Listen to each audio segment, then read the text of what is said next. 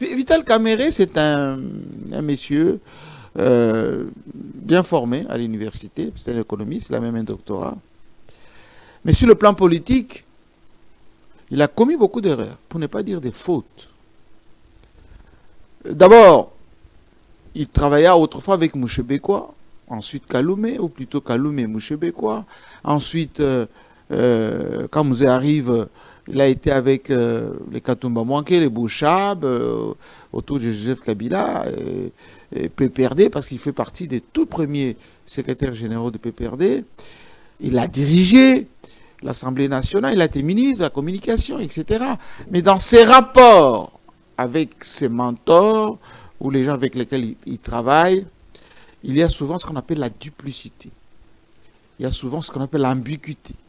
Le manque de sincérité, hein, pour être clair. Oui, c'est-à-dire que il fait un peu ce qu'on appelle un malin et demi. Vous me faites confiance, moi je vous en fais, mais je garde quand même un pied dehors. Je garde quand même une petite marge pour savoir à quel moment je vais vous tacler. Vous l'avez rappelé tout à l'heure qu'avec Joseph Kabila, ils ont eu des différends. En réalité, ce n'était pas différent.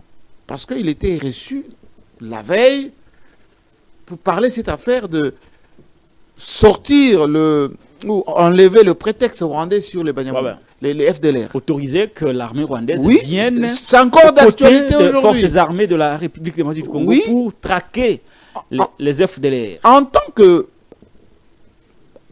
collaborateur direct de Joseph Kabila, président de l'Assemblée nationale, membre éminent du PPRD, donc au niveau du bureau politique, il n'y avait pas information qui échappait à Vital Kamerhe. Il était au courant. Il avait pris part à la réunion, selon certaines sources. Oui, mais parce qu'il voulait un positionnement, il a dit non, c'est une façon de m'extirper ou de me positionner. Parce que lorsqu'il était président de l'Assemblée nationale, il avait des contacts au niveau international. Donc il rêvait déjà de remplacer Joseph Kabila en son temps-là. Il a même accordé une interview à mon ami François Soudan.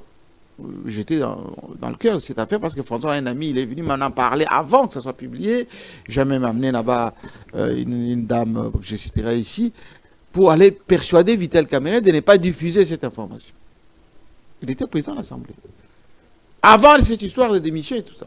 Il a dit non, moi je suis président de l'Assemblée nationale, j'ai aussi droit de m'exprimer. Mais ce qu'il avait dit dans l'interview, ça lui a causé des torts plus tard lorsqu'il s'agit de ces différends. Donc, il lui a été demandé de partir parce que, comme disait Jean-Pierre Chevènement, un homme politique ou un ministre en l'occurrence, ou vous êtes dans la vision du gouvernement, ou vous ne l'êtes pas et auquel cas il faut démissionner.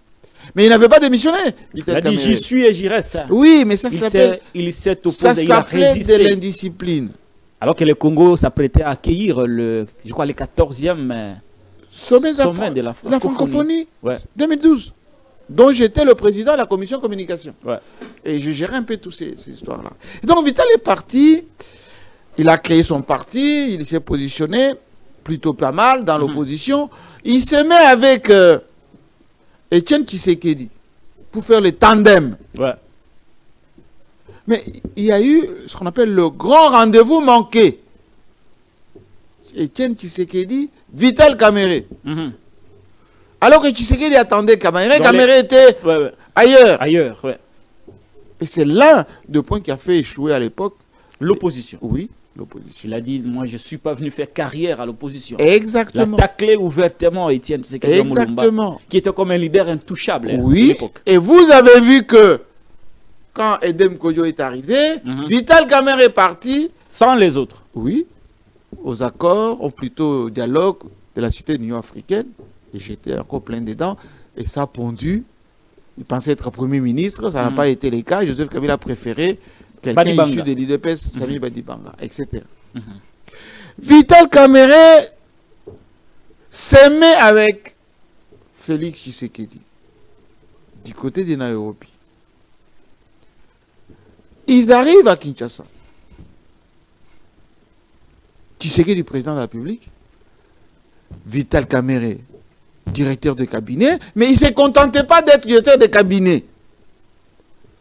Sorti de Félix Tshisekedi, on le voyait derrière, il parlait comme avec le vice-président de la République. Hein. Il était presque vice-président, il ne respectait même pas le protocole, etc. Et les Balouba, comme vous le savez, ils ont un petit côté... L'impérium. Les Balouba. Oui, les Kassaïens. Nous sommes... en termes de pouvoir, on ne blague pas avec. Le côté orgueil. Non, c'est-à-dire qu'on s'affirme. On s'affirme. C'est là gêné le président de la République. Ça l'a gêné, mais comme il soit en lumière, alors qu'il n'était que le DIRCAB. Hein, c'est comme quelqu'un qui avale ses couleuvres. Tu sais qu'il dit, vous pouvez le gratter maintenant, il fait profil bas. Il est doux, conciliant. Oui, non, il n'est pas doux. Il vous voit venir. Il vous laisse. Il vous caresse même dans le sens du parfum. Il tape même dans le dos. Mon ami, mon frère. Mais il planifie. Le coup. À quel moment je vais tacler?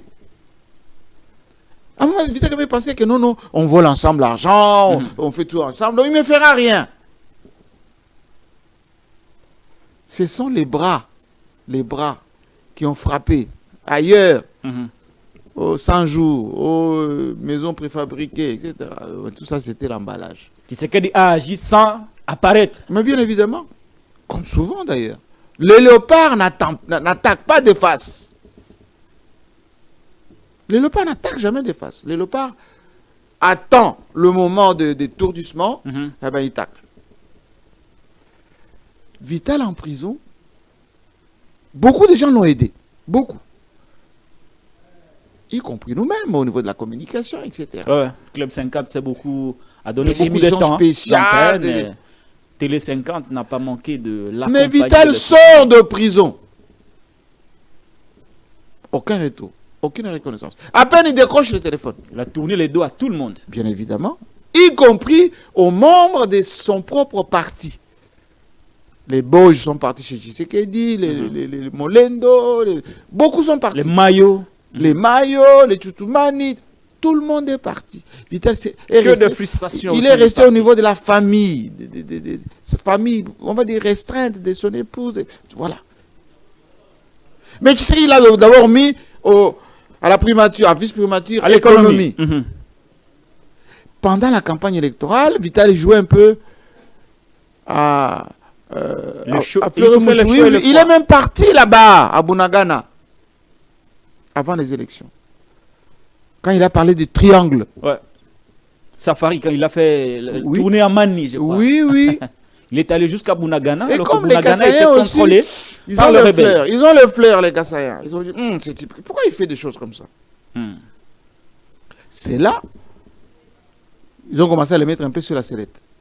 C'est à partir de là que Vital ne pouvait pas être dans les institutions. Il a tissé sa toile. Il a même eu d'ailleurs une attaque chez lui à la maison.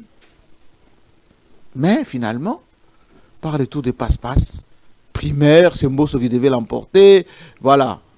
Ça a été dans la salle parce que les gens voulaient quand même donner un peu de tordre à la chose à Tshisekedi. Mais Vital, in extremis, devient président de l'Assemblée nationale contre la volonté et de l'UDPS et de Tshisekedi lui-même. Mais personne ne voulait le dire. Lui, il a fait profil bas, il est parti dire je suis derrière, etc.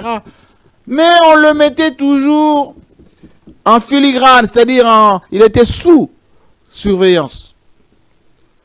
Téléphone, ses contacts, son bureau, financièrement aussi, un peu coincé. Un peu coincé.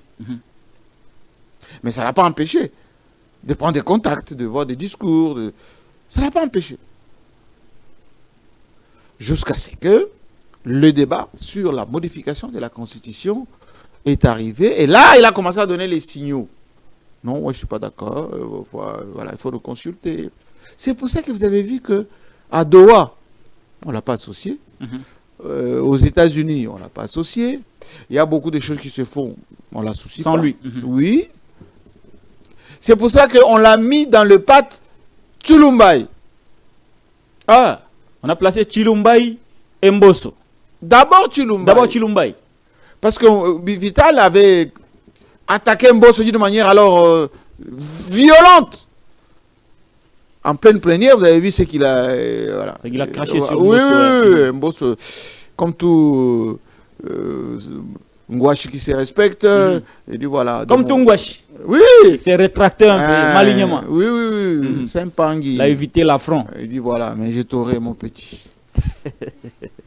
Aujourd'hui, les dés sont jetés. Il va sauter Vital Kamerhe.